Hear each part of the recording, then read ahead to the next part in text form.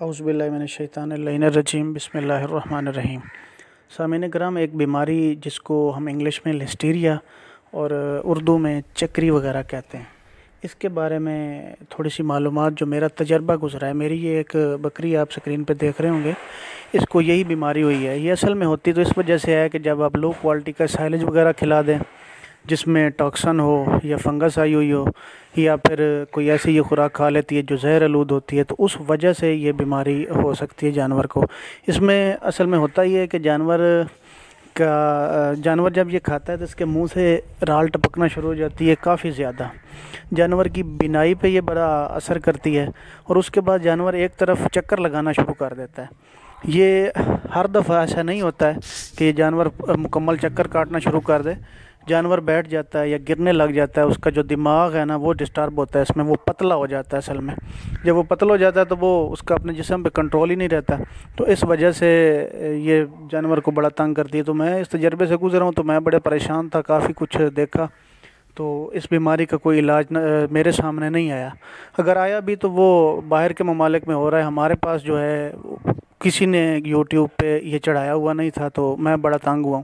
تو میں نے کہا یہ میرا اپنا ایک تجربہ جو اس سے میں گزرا ہوں، اور یہ الحمدللہ بکری میری ریکور ہے کافی حد تک، تو وہ لوگوں سے شیئر کر دوں۔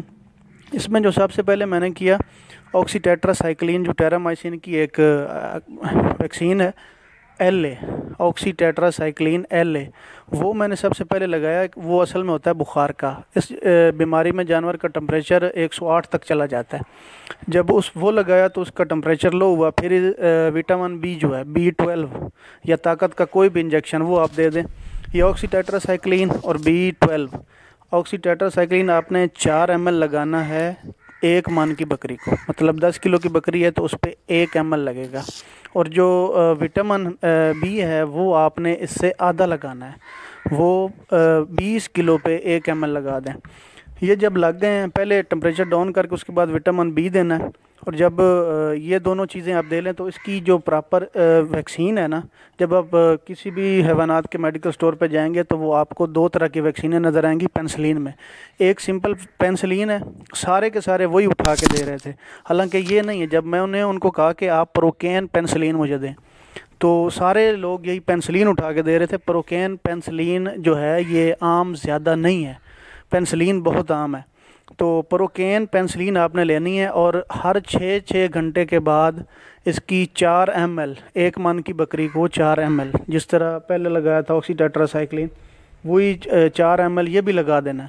تو اس سے انشاءاللہ 3 دن یہ عمل آپ نے کرنا ہے 6 گھنٹے والا۔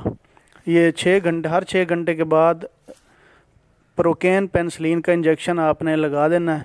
3 یا 4 دن کے بعد انشاءاللہ گوٹ ریکور ہو جائے گی، اور اس کے بعد ہر دن روزانہ 1 انجیکشن یہی 4 ml لگا دینا ہے پروکین